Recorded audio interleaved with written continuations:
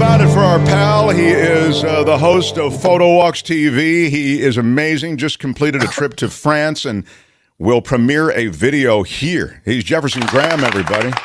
What's up, Jefferson Graham? Smash that like button. Smash that like button like a boss, is what I'm saying. And smash the subscribe button. We want to get Mark to 10,000 with your iron rod. Yeah, I need to get to 10,000, everybody. So if we can smash that like button and get me... Because I think that a lot of your YouTube problems will go away when you get to 10,000. Wow. So, I mean... you know who needed that? I mean, wasn't it the... I just want to find 11,780. Right, that's all. And that would be great if I could find 11,780. No, 3,000. We need to get, what's it, 2,700, 2,800, something like that? I guess, I don't know what we are. It's 7,700 or something. Which is one more than we have. Okay, well, all I'm saying is, come on, guys. I only need 11,000. I need 11,000. Okay, all right. Look, I'll take 10,000. All right. He wanted 11,000, but I'll take 10,000. So, I think one time I was on the show and I said, look, I'd love to get 10 new subscribers to my newsletter, right? And I'd be happy with 10. And I got 50 from your loyal fans here. Yeah. You're amazing.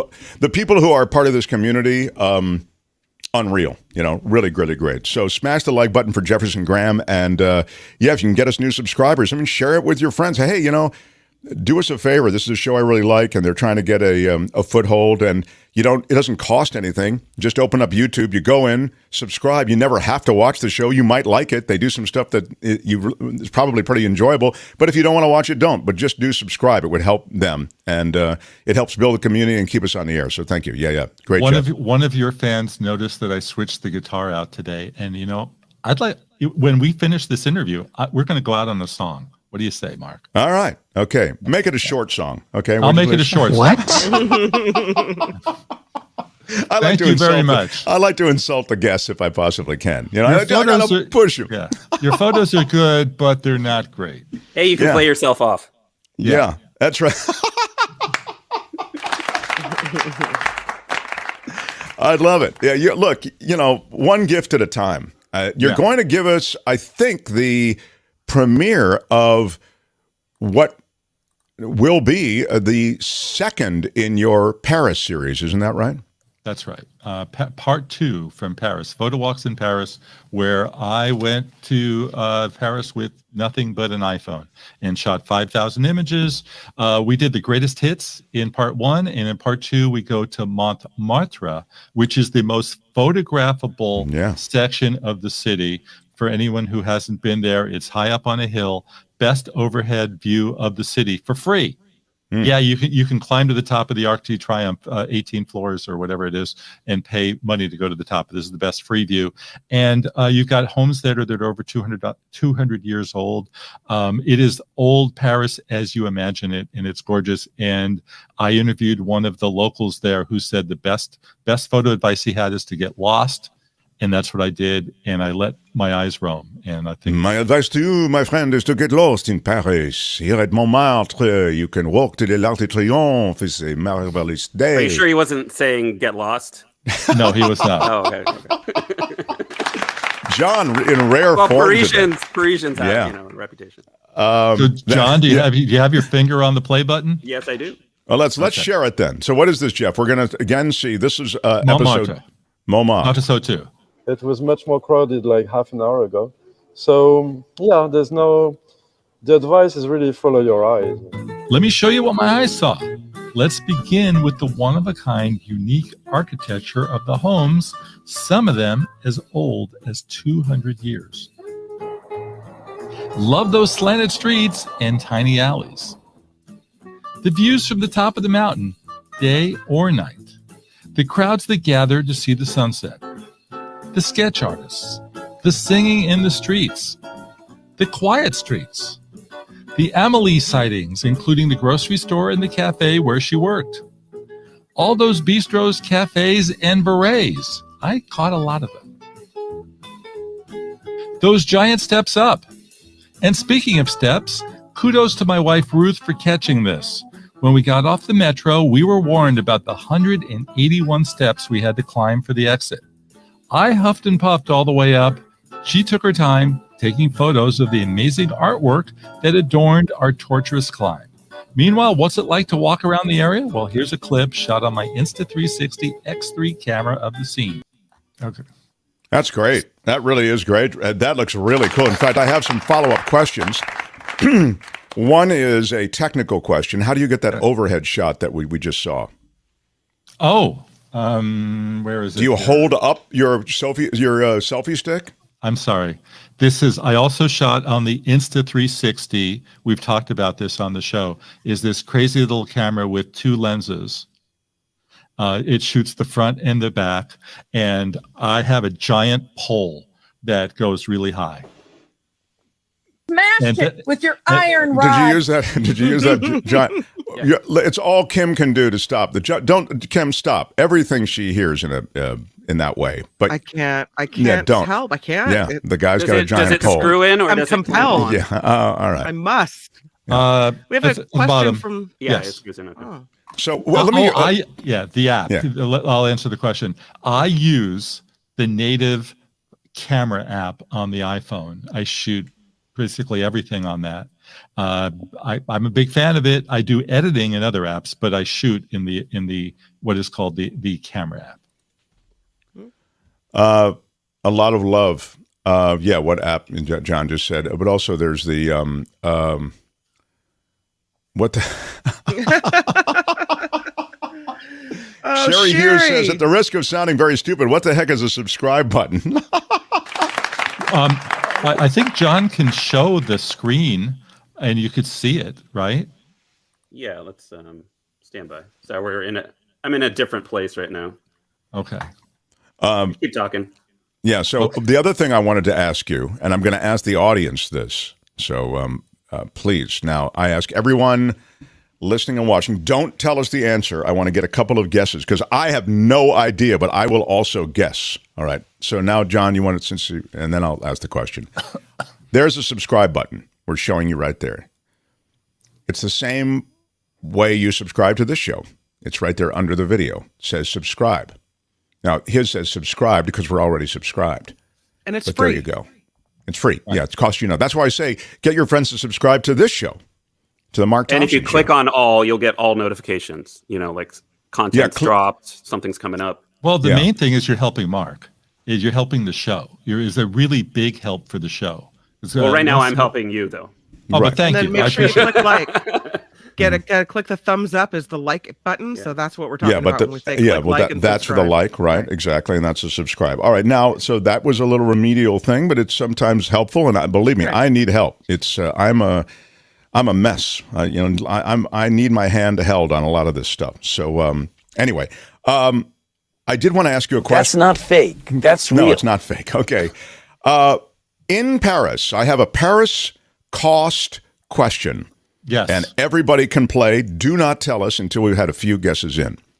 You mentioned all of these different places, and that's spectacular, by the way, the video. It's great. And that's a spectacular area, Montmartre, and I never seen it as kind of, it almost had a festive quality, your video, I noticed a lot of berets. You mentioned berets, and you were even wearing a beret in episode 1. Yes. When you go to Paris, I ask you in the chat, how much will they charge you for a beret? What is a beret in Paris going to cost you? I will take I'm sure there's a range, that they have, but give me the average cost of a beret in Paris. What do you think? I have no idea. I will guess, though. I'm going to guess.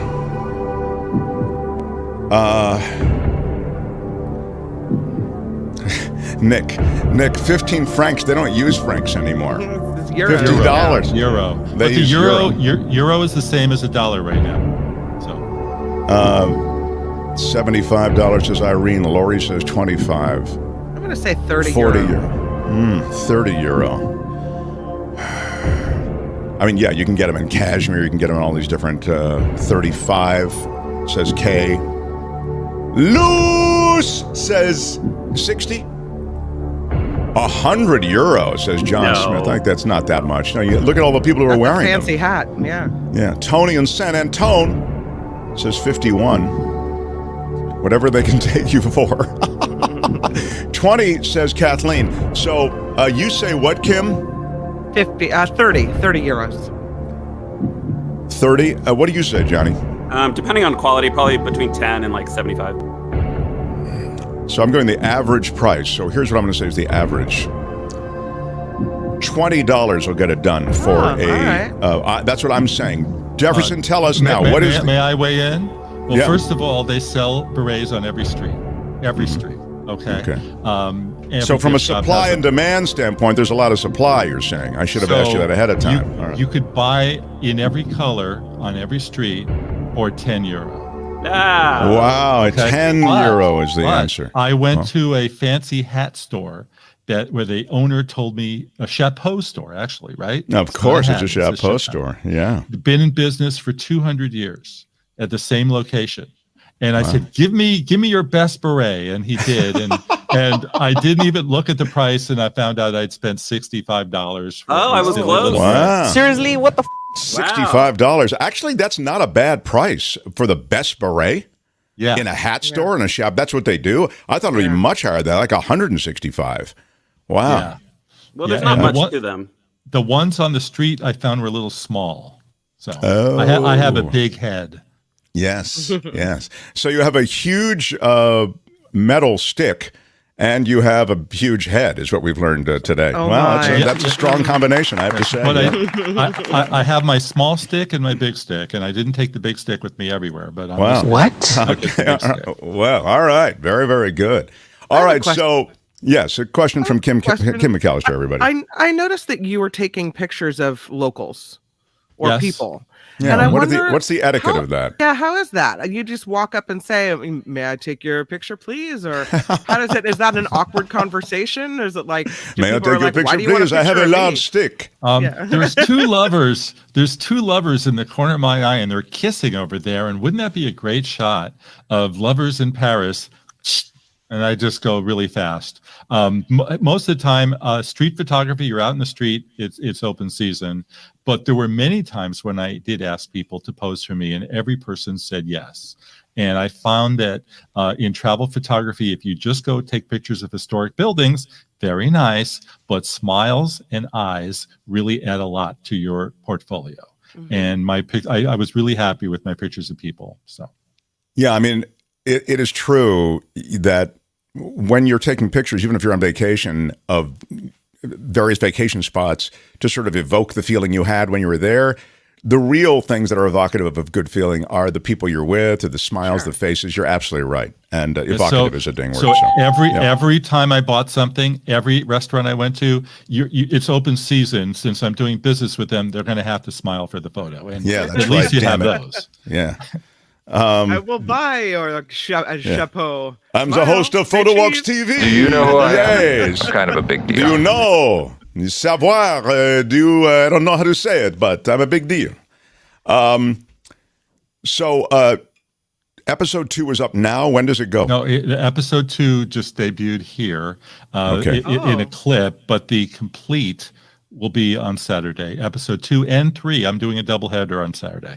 Oh, wow. That's great. 2 and 3. PhotowalksTV. Find it on YouTube. And you can find all of Jeff's stuff. It's not just PhotoWalks, believe it or not. You can see he's an accomplished musician and photographer, and was the tech writer at USA Today for years and years and years. That's 3 years, okay? I mean, that is, over decades, really, at USA Today. Next time you come on, I want to talk tech, especially in the lead up to Christmas and Hanukkah. And Kwanzaa, I'm doing my gift guide. I'm doing my gift guide for next week. And where can people find? You'll do it here. Yeah, we'll do it. We'll do it here. You'll parallel what's on the website too. Yeah, Jefferson Graham, JeffersonGraham.com. You're also in Substack, right? So all of these different things. Put it together for Jefferson Graham. Oh, do you want to take us out with a little music? Yeah. All right. Let's hear it. Let's see who recognizes the song first. Yeah. Oh, it's the White Christmas, of course. Wow. No.